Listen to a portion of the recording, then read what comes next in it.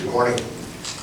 It's a great pleasure to be here in Seoul, Korea this morning with you all and to give you an opportunity to see something about the International Society for Gerontechnology, which is a worldwide organization of scientists and practitioners who have been working together since the 1990s. Can you have the next slide, please?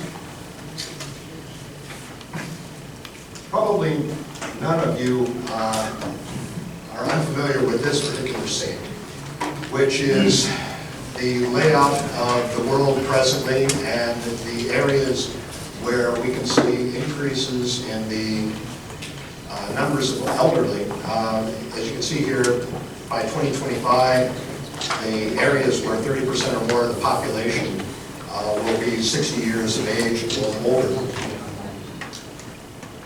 Next slide, please. This has some very significant impacts on economic growth. Obviously, in Japan, we see here that by 2025, the ratio of workers to numbers of persons retired will be 2.1 to 1, which is a figure that is almost unsustainable, at least using current models of taking care of older adults. Next, please. To give you some idea of how Korea is faring, we can see, of course, the numbers of older adults, 40 and older, as you can see, is a fairly large chunk of the population. And as these individuals are moving through the population, they are followed by fewer and fewer younger people in order to provide care. This is not unique to Korea, of course. Next slide. We can see in China, they're facing actually very similar problems. So this is a very large problem, obviously, throughout Asia. We're talking about approximately 300 million individuals within China who are approaching retirement age, which is quite a significant number that have to be cared for. Okay, next slide. Now, what are the driving functions that are causing this to happen? Well, as we all remember from our history, China, of course, went through a period of time where they were addressing the issues related to population growth and passed rules with regard to a one-child policy. And of course, one of the unintended effects of that is fewer caregivers available later on for individuals who are their parents. Immigration also is a significant issue. Obviously, you have individuals who seek employment in other nations, and like the United States, for example, we had a population curve which looked very similar to that of Korea a few years back, but that's been moderated because a lot of people from Korea and Asia in general that emigrated to the United States have caused that population distribution to change. It's to the benefit of the United States, but not necessarily to the benefits of the Koreans, as you can see. So that results in additional stress on the economic system. But one of the others, which is kind of an unintended consequence, is the effect of rising living standards. In Italy, for example, there's a significant negative population growth. Of course, the same is true in Japan, somewhat driven by improvements in the quality or standards of living for individuals across the board. As people do better, they're less inclined to have children. They want to live la dolce vita. And so consequently, there are fewer individuals available to take care of them. Next slide. So what do older adults worldwide want? Well, they want to retain their independence. They want to continue to live the life that they've always lived. They want to be able to stay in their own home. These wants are, of course, the same as you and I would want. To stay connected to our friends, our loved ones, and our family, our community. To be able to go out, to buy things in store, to travel, to do the same types of things that you've always done. And when institutionalization is required, save that until the very last minute so that you're not burdened by having to be in a facility for an extended period of time before your time to leave this world comes. Next slide. So how can we care for our elders? This is the big question that's facing us worldwide. Next slide. Let's look at some of the issues currently facing older adults and perhaps how these might be addressed with gerontechnology. Well, there's isolation. Individuals who are concerned about falling down in public or gait problems, not being able to see where they're walking and the like, may not choose to go out into the public arena all that much because they're concerned for their own safety or falling. Sensory limitations, not being able to feel the sense of where your feet are or be able to hear oncoming traffic or see it is, of course, a major issue for walking, but it's also an issue for giving up driving or perhaps stepping away from being out using private transportation. And of course, having a shift to public transportation if it's available. In some places, large cities, for example, in the United States, there really isn't much in the way of public transportation for older adults with limitations, or it's very spotty. Of course, there's the issues related to lack of muscle mass, sarcopenia, and general weakness, but also issues related to mild cognitive impairment and dementia, not being able to remember to take medications, which can then produce significant problems for a person in terms of being admitted into emergency rooms. For example, Coumadin for the longest time, which is a blood thinner, was a significant problem for people, and it killed my father. And it was one of those issues where he didn't get the dose right because he couldn't remember exactly what the dose was that he was supposed to take on a given day. He underdosed himself and gave himself a blood clot and killed him. So these are issues that have a particular importance to me. But one of the other issues has to deal with the rampant onslaught of what I'll call fake information that tends to be predatory. Information that says, for example, your Medicare is going to expire and you need to move to a new program. Things that come to an older person confuse them and may be not only untruthful, but just downright lies that come through the internet. And being able to sort that information out is something that can be a major problem for an older adult, especially if they have some cognitive limitations that have to deal with this. And it's compounded, of course, by not having children or someone who can intercede on their behalf. Next slide. So there have been a series of market advances in a number of different technologies. Voice-activated technologies such as the Amazon device, the AI Alexa, the Google Home type devices. These are capable of making up for some of the interface issues that have faced older adults in terms of being able to turn on light switches and other things in smart home type environments, and have provided additional instrumentality to them that they might not have otherwise had. However, these things are not perfect. Like, for example, in one of the cases that I dealt with recently was an 89-year-old woman who had a series of back fractures and who was on some very significant painkillers that affected her respiratory volume and thus gave her a weak voice, so her Alexa was no longer able to hear her. So there were problems there that can sometimes be unanticipated by the designers. This gets to the crux of really what gerontechnology is all about. It's informing those designers that there can be changes in the ability of an individual to be able to even produce sound and be able to be heard and understood by an AI device that can be a function of the medical condition that they have or a condition that is a variable type of condition that comes and goes depending upon how many painkillers that person needs on a particular day. So what you're dealing with, in effect, is more variability in the older adult than you would normally encounter in a person who is younger, who you would be designing for. This is where gerontechnology really comes in, is educating our next generation of engineers.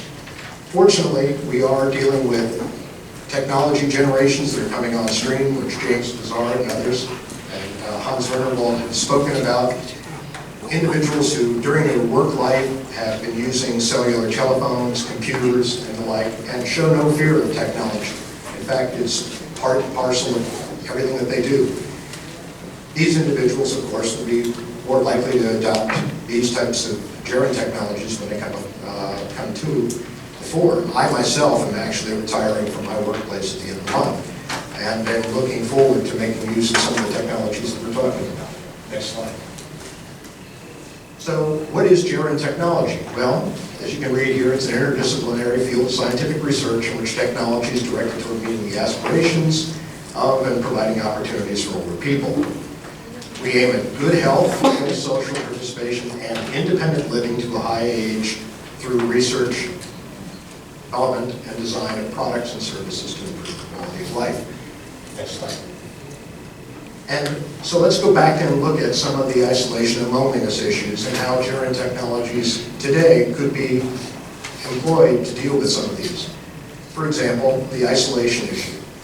One of the things that can be done is, of course, to help older adults integrate with products such as Facebook, Instagram, and Twitter, which then allow them to communicate and share photographs and information, as well as do real-time video with family members. We did this with my 89-year-old father, and it actually worked out quite well. It was in Pennsylvania. I lived down in Florida, a couple thousand miles away.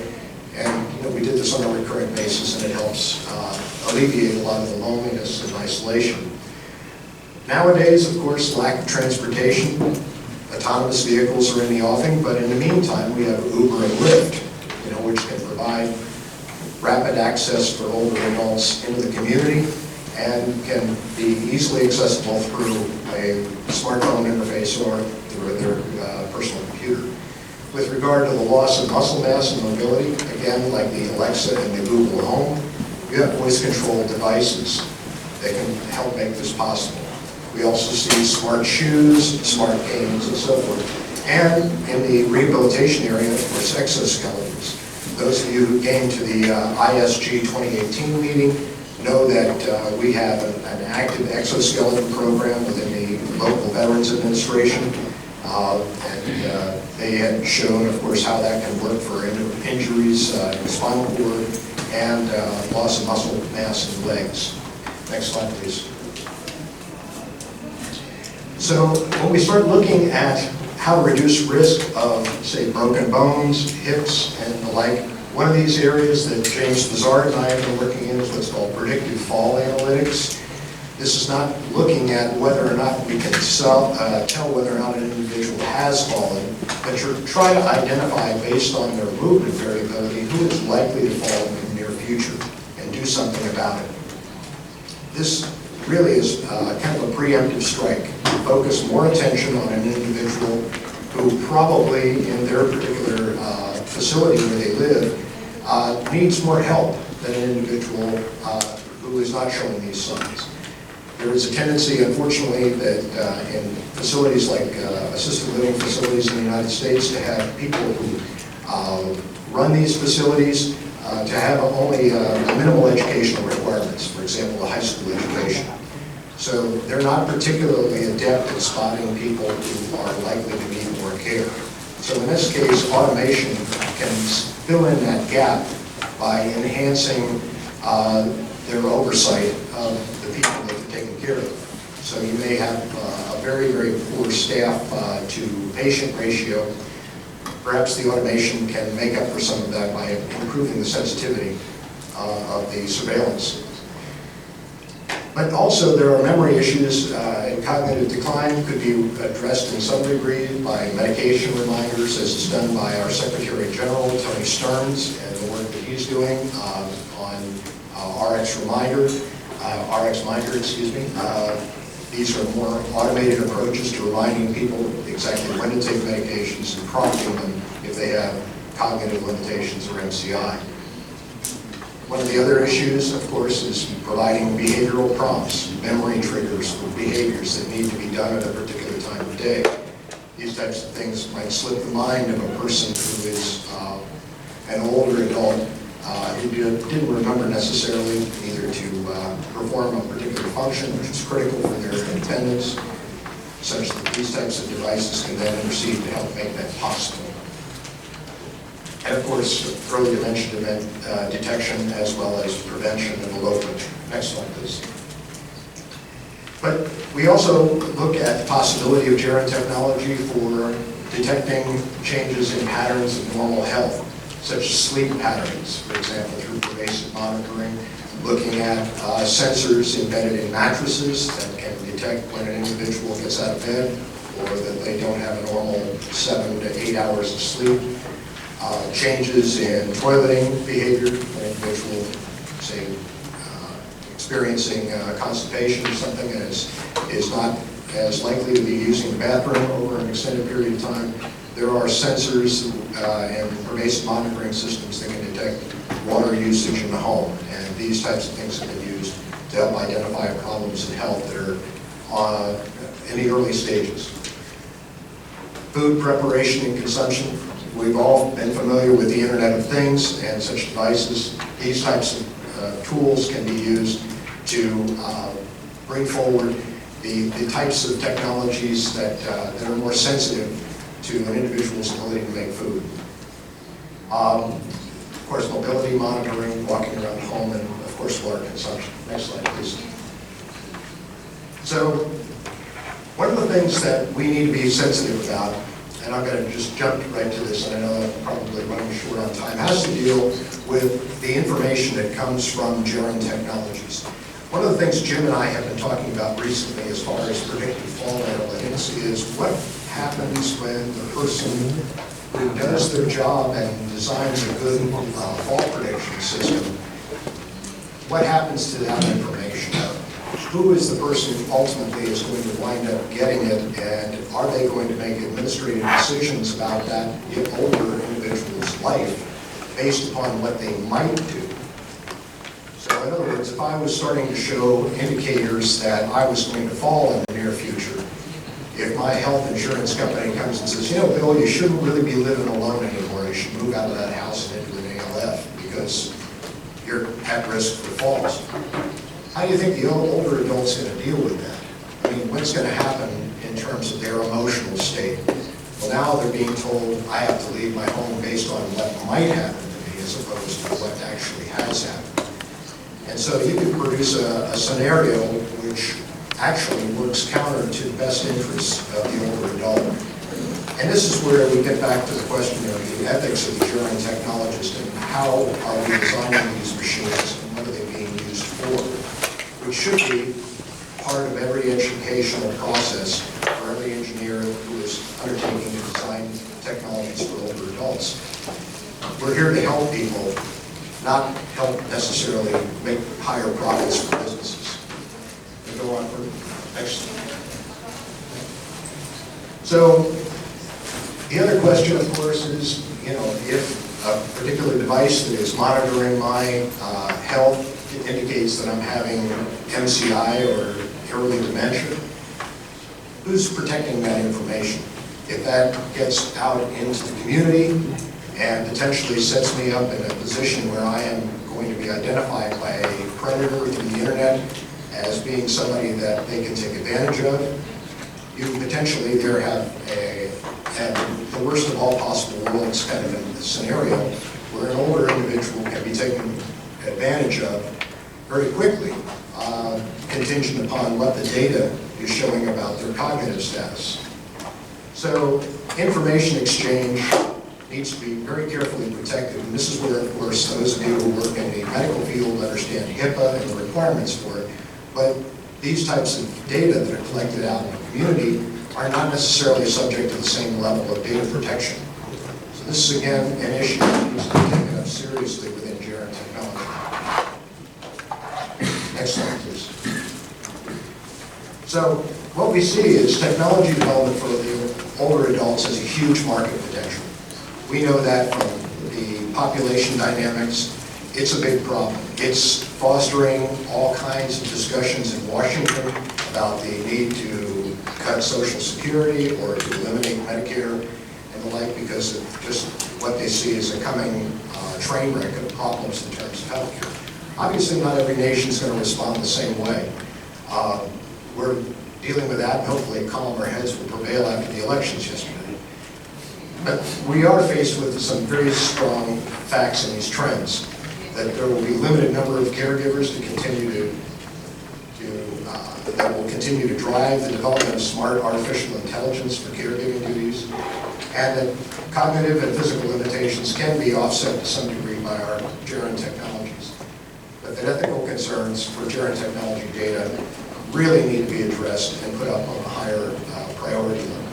Next slide. So, this is my electronic mail address. I am the president of ISG. I am your servant. I am here to help you. And this is an organization made up of represent our individuals from 26 different nations. We have a peer-reviewed journal, which is Gerontechnology, which is has an EISSN and a Scopus impact factor. And we invite you to publish with us and to become a member of the ISG and share in this large brotherhood of faculty, researchers, and practitioners internationally. Thank you.